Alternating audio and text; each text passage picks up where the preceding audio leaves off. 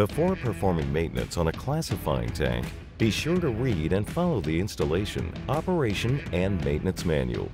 Follow the appropriate lockout, tagout, blockout procedures, and read and follow all safety tags. Failure to do so could result in injury or death. To replace a stall motor on a classifying tank, first loosen the screw on the cover and remove the cover. Unscrew the wires connecting the stall motor to the terminal block. Remove the set screw on the stem. Remove the stall motor. Unhook the spring from the stall motor.